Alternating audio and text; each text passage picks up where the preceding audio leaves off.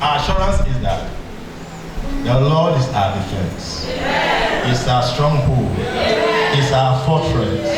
It's our refuge. We anchor on His word. For He said, none of those plagues, none of those Egyptian sicknesses will be upon you. A thousand shall fall by your side, 10,000 by your right hand, but none shall by enemies come on your side. Hallelujah. This morning I want to share with us briefly from the scriptures. I will want to teach this morning, and I want us to pick a few things, and I believe it will carry us this season in the name of Jesus. We'll be reading this morning from Matthew chapter 24. Matthew 24, verse 15. Matthew 24, verse 15.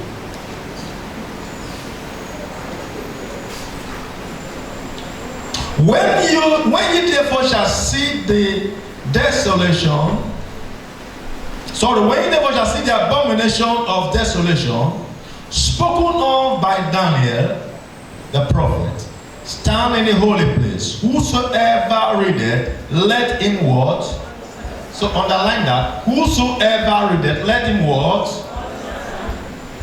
Now we turn to Daniel chapter 9, verses 26 and 27. Daniel chapter 9, verses 26 and 27. Yes. And after 62 weeks shall the player be cut off, but not for himself. And the people of the prince that shall come shall destroy the city and the sanctuary. And what? The sanctuary. And the end thereof shall be with what? A flood. And unto the end of the war, desolations are what? Determined. Desolations are what? Determined. Go to the next verse. And he shall confirm the covenant with many for 1 week. And in the midst of the week, he shall cause the sacrifice, the oblation to cease, and for the overspreading of abominations he shall make it desolate, even until the consummation, and the determined shall be poured upon the desolate. Revelation 13:14. Revelation 13:14.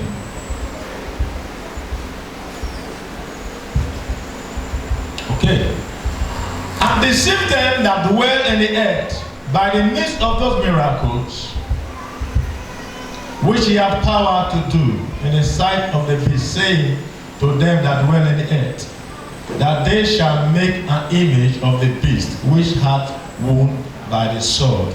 Shall we pray? Father, we call upon your name this morning. Your word has been read. Interpretation belongs to you.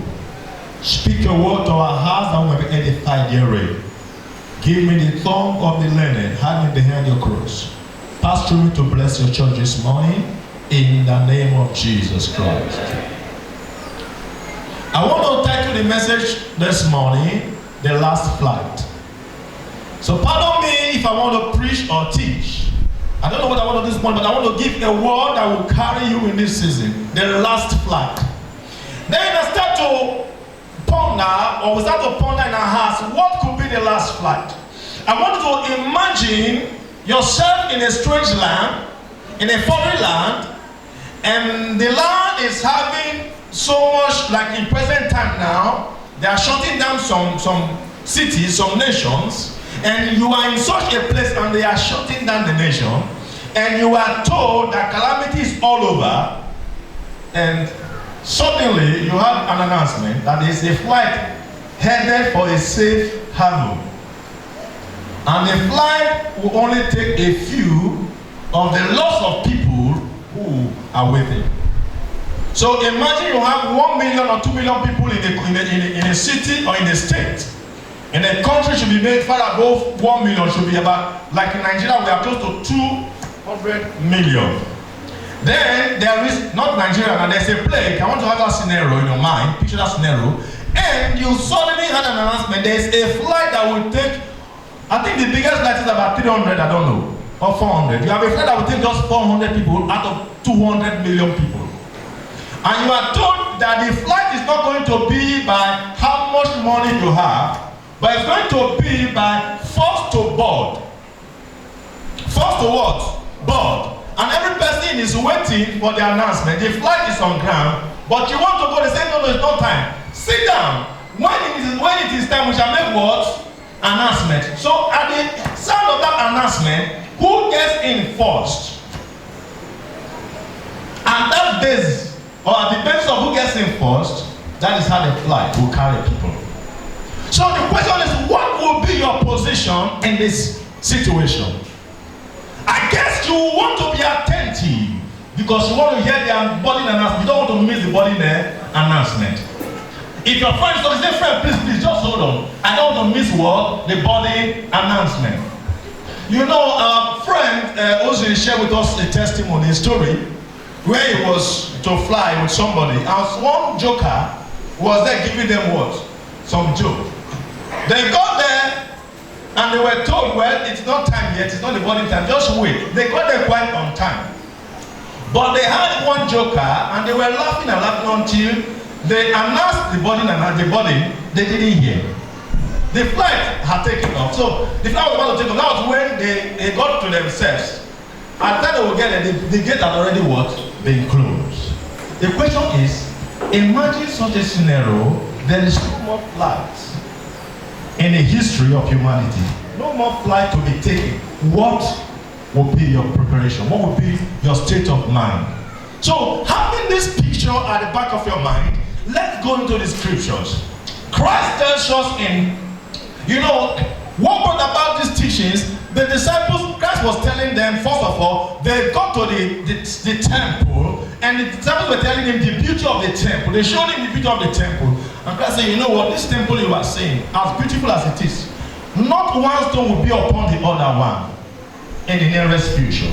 So disciples asked him, Master, and privately, Master, what time, what are going to be the signs of this, the end of time? And so Christ started telling, if you read Matthew chapter 24 from verses 1 to the end, it gives you a picture of the end time events, end time prophecies. If I bring Daniel chapter 9 and bring Matthew chapter 24, that is end time prophecy. If I want to speak on that, we will use 1 month or at least 1 week to talk on it. Each verse means something, but we are not going to look at those things until when we will be treating eschatology. But this morning, for the purpose of the sermon, I want us to bear in mind, number 1, the word prophecy. What did I say? Prophecy. Prophecy means to foretell and to tell forth or foretell.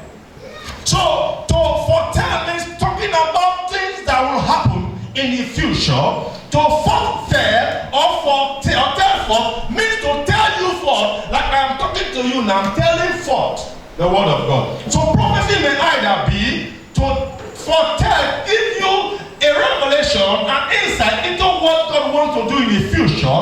It can also be telling you the word of God for you at this hour. So this morning you are under the atmosphere of prophecy. Our generation is under the atmosphere of what? Prophecy. So another thing we need to understand about prophecy is that prophecy, most prophecy, have immediate fulfillment.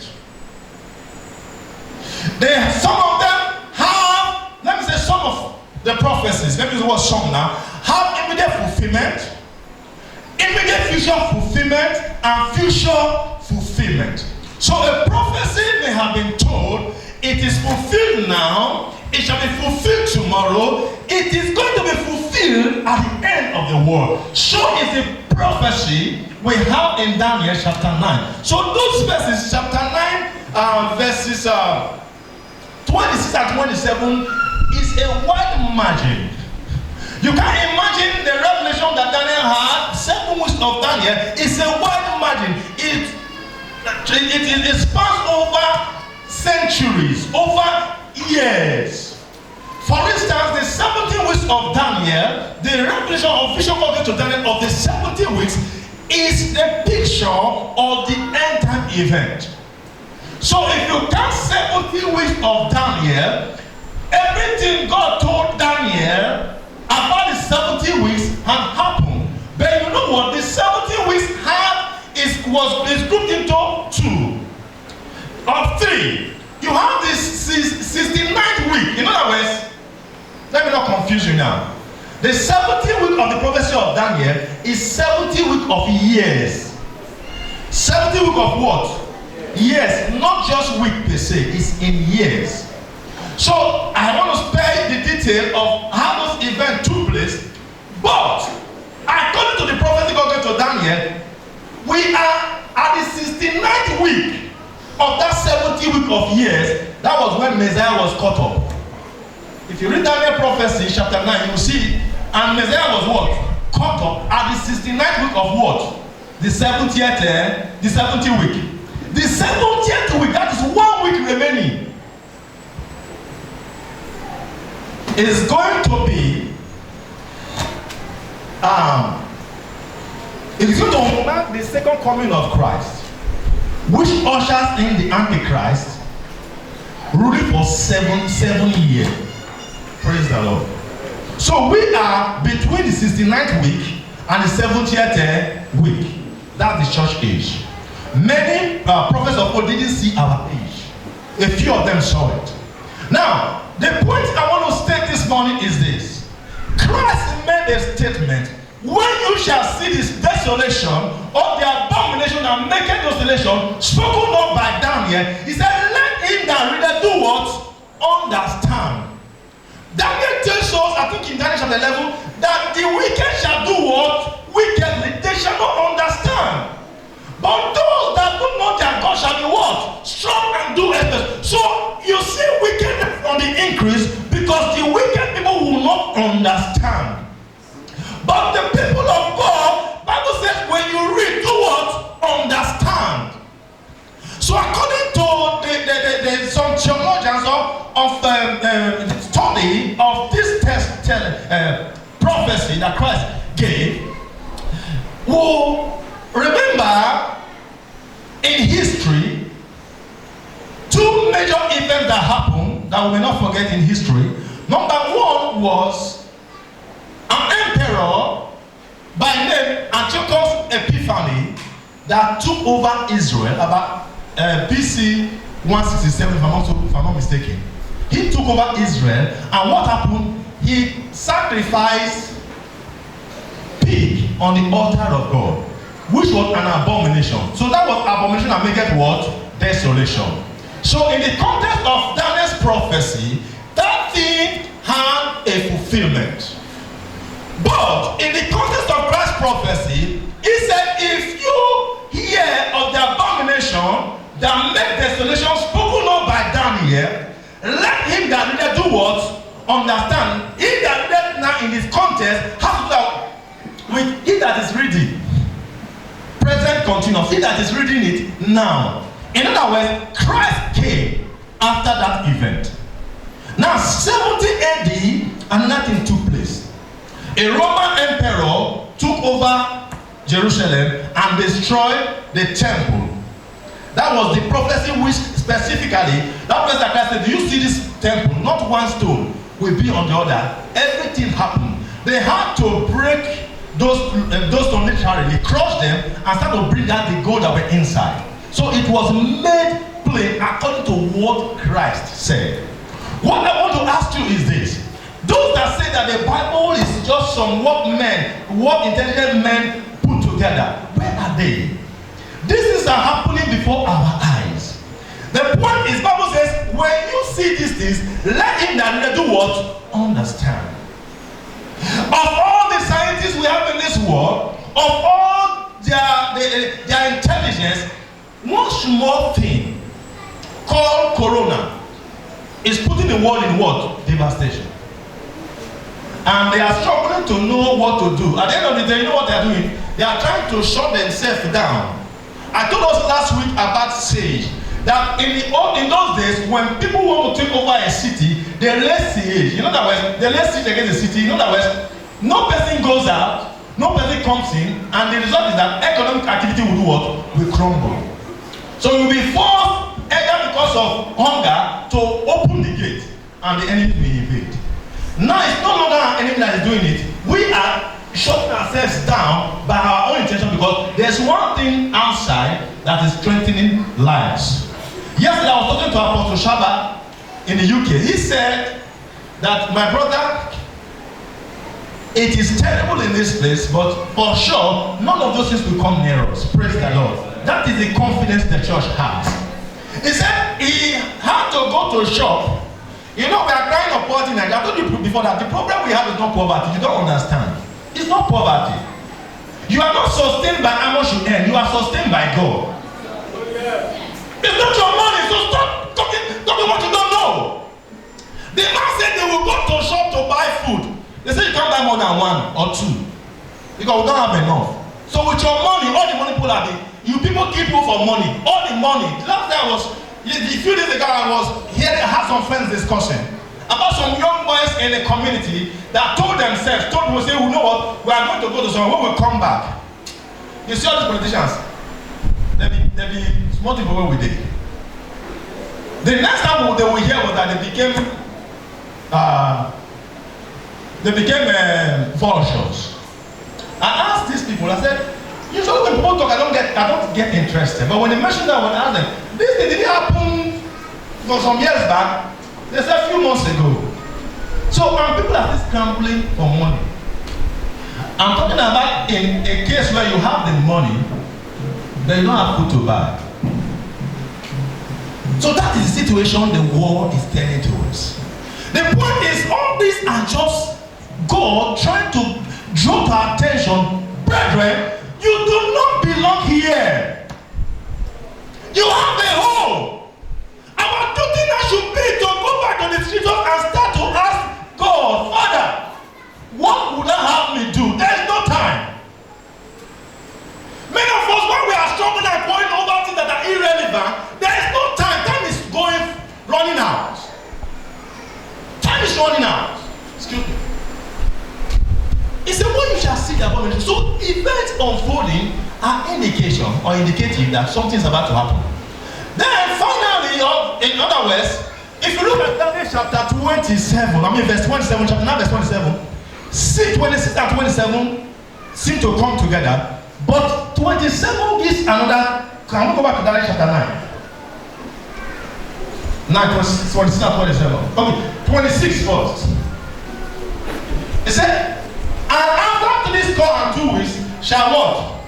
Messiah be what? Now that 3 score and 2 weeks. Can somebody count that thing for me? What does it mean? 3 score and 2 weeks. Huh? 3 score is what? 60. And what? About 62 weeks, isn't it? Messiah will be what? Cut off. So we are between that 62 and 7 weeks. Praise the Lord. Now go to the next verse. Okay, wait, just go back to that place. What is this? Now look, the prince shall come. The prince refers to some prince, some emperor shall come and do what? Destroy what? The city and the sanctuary. This thing, he said it long before it happened. And it's still happening and will still happen. And the end hereof shall be what? With what? That law refers to season of events that are calamitous. I don't know if that's the correct word. Unfolding. Event of things that are not palatable unfolding, because there's going to be what? A flood of some terrible events happen. That's what that flood stands for. Go to the next, continue. And unto the end of what? The war. Okay. And he shall confirm what? The covenant with many. For what? That 1 week now, which we have in 27, and in the midst of the 1 week, he shall do what? Read it out for me.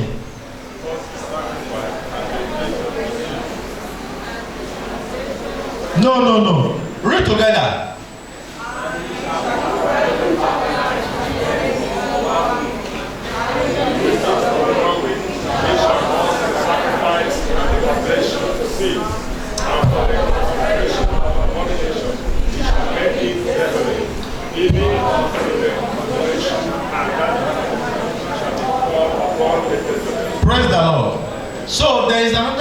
one in front. But the point is that the area that we are is sensitive, is critical. You know what? The church is very fundamental. The church is very pivotal to every prophecy in the Bible. That is why I tell you, you know, we used to sing, I'm a divine project, eh? God will not abandon, isn't it? You are more than a project. When people finish projects, you know, projects get finished, isn't it? God is never done. It's not true with you yet. It's not what? True with you yet. You are not just God's project. You are God's prospect. You are God's what? You are God's idea, not just project. So God is not done with you. God is working at things somewhere for your good. So I missed all these prophecies because we are not dealing eschatology this morning. I missed all these prophecies. What is the stand of the church? That is just that. Few things I want to leave with you. Then we are done. I missed all these things that are happening. There's no that every word God says will come to pass. Before our eyes, those that say there's no God, they will confess there is God. It's in the Bible. It said, all knees shall bow and declare Jesus Christ is what? God. But to some it will be too late. Because that time they will, after at the last judgment, they will say, Lord, your judgment is true. And they are going to hell. It were better you confess it now and identify with Christ and make heaven. The final destiny of man is hell or heaven. And it's only those that have Christ in them that will make heaven. So whatever calamity you are afraid of is not the issue. The issue is what happens after now. And what's your position as an individual. What makes you different is your stand in the Lord. Praise the Lord. The few things I want to say to us is this. The church, or position of the church is this. Christ said, be not afraid. Be not what? Afraid. I go to Luke chapter 12. Verse 32. I remember the picture when Christ was walking on the sea in the midst of the storm, and the disciples they were troubled. They said, oh, it's a ghost. They had a situation to contend with. That was the storm. And amidst the storm, they saw a man. They have never seen a human walk on river, on normal sea before. Calm water, much more to walk on the storm. So they said it was a ghost. But amidst that storm, Christ said, be not what? It is I. I want to tell you that Christ is with you. Even in this country, Christ is with you. In the present condition, Christ is with you. Whether there be coronavirus or not, Christ is with you. He said, I will be with you. Lo, I am with you unto the end.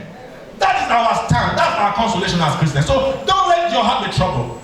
He said, fear not, little flock, for it is your Father's good word, pleasure to give you the kingdom. Little flock is a tender sheep. A tender, the small one. And God is saying, whether you are small or big, to him you are very tender. And he's carrying, just like a mother would want to cuddle a tender baby, that's how God is calling us. And we are confident that God is able to carry us through in the name of Jesus. So number one is do what? Fear not. It will be happening there, it shall not come near you.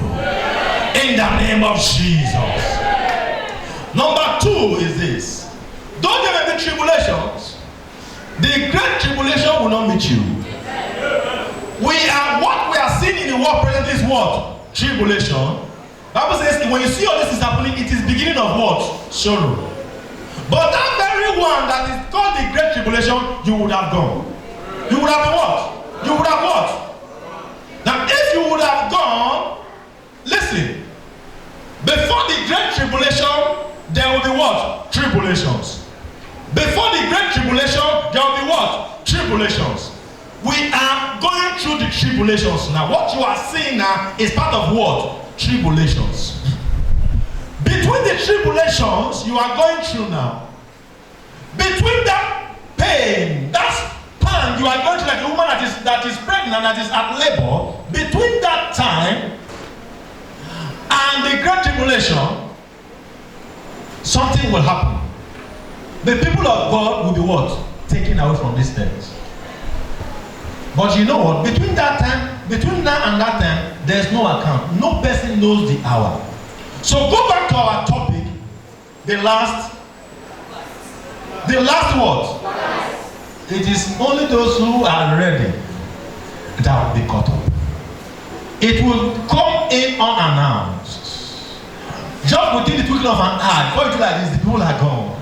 The question is, if it says if this is going to be, what manner of men ought we to be in a conversation? Knowing that this world and this element shall be consumed with fire. What manner of men ought we? This tribulation are just trying to cause distraction to you. But as a child of God, understand that in God's calendar or in God's program, you are a factor. And God is saying before the great tribulation, you would have what? Be gone.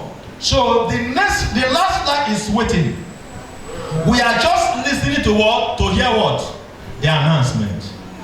Few days, yes, turning into few months. In just few days, Jesus will come.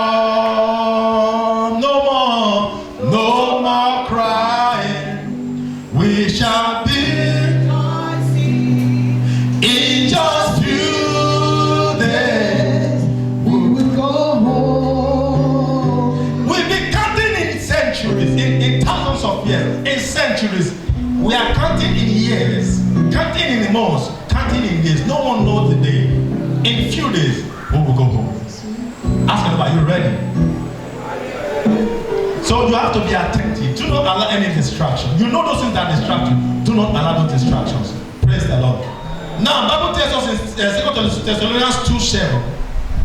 2 Thessalonians 2:7 tells us something there. I've said that before, but let's just note it down. So put it down. It said, for the misery of iniquity. Look at it. The misery of iniquity already what? Done already what? So all those evil activity of the wicked, I wish you would give us another translation apart from King James. The misery of iniquity already works. Okay. That doesn't mean that the spirit of anarchy is not now at what? It is secretly and what? Underground. Go to the next one. But the time will come when the Antichrist will what? No longer be held back. But will be left what? Loose. But listen. Don't what? The Master Jesus will be right on his heel and blow him away. The Master appears and puff the Antichrist out of them. In other words, before the Antichrist comes to full manifestation, Christ is already done taking you away from this place. You will not be part of that. So what we are seeing now, instead of running to look for where to hide, is to run into God and say, Father, I run in you. It's to be focused, because the announcement will just, you will not hear it, will just like this, and every man is gone. Those who are ready. The Bible tells us that on that day, two people will be on the field. One taking, another one left. Two people will be grinding on the mill. One taking, another one left. The question is, imagine husband and wife in a house. You have lived in your house for so long. Enjoyed yourself, covered yourself, know your secrets, and suddenly one goes and the other one is left. Imagine two friends who have been working together. One goes and another one is left. On some occasions I've had people tell me, like I was at work one day and the brother was looking for me. For quite some time he didn't see me. Finally someone said, oh bro, I thought you had gone. I thought what? You had gone. My wife said, anytime I look for you and I don't see you, I think the rapture has taken place. That's what comes to my mind. The point is, how many of us are conscious of the rapture now? We are still scrambling. Imagine if somebody goes to steal money. What do you do with money for exchange of what? Goods and services. You go to the car shop, no man is there to sell car for you because they are shut down. Even you back, why will you drive it? In Europe, like Italy now, you don't drive car. To even buy food, police will give you paper. Sign.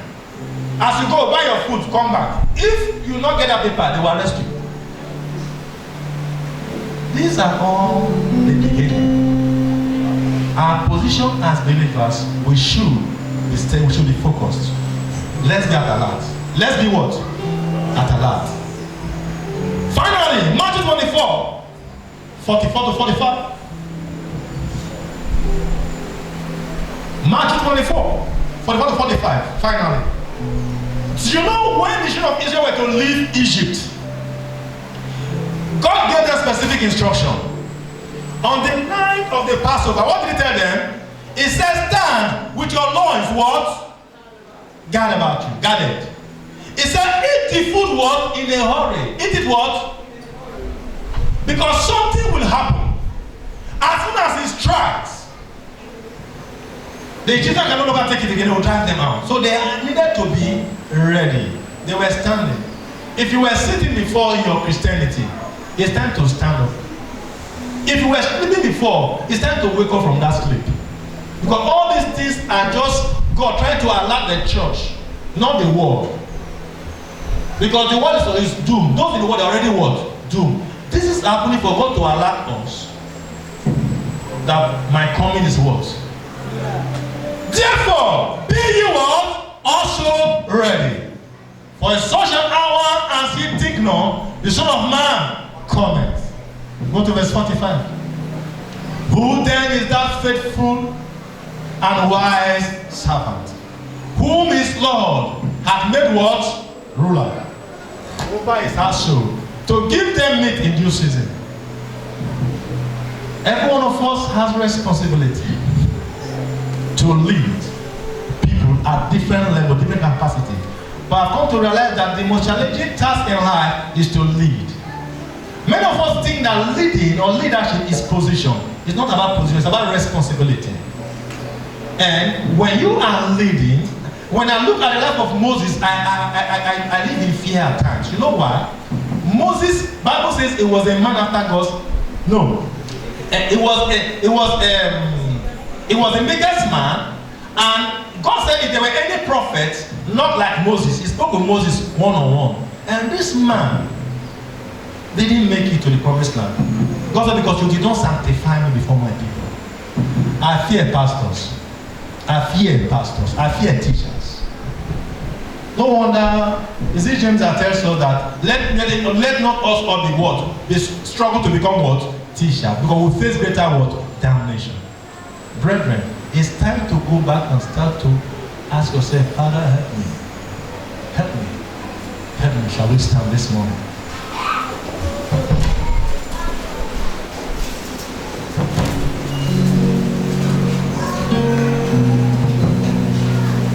Talk to the Lord this morning. It's a personal race, a personal decision. I have told you the word of God this morning for you. That is what God asked me to say as a messenger. I just spoke as His mouthpiece. As I was speaking to you, I was also speaking to myself. Ask yourself these questions. If Christ comes now, if the trumpet stands now, where will you be?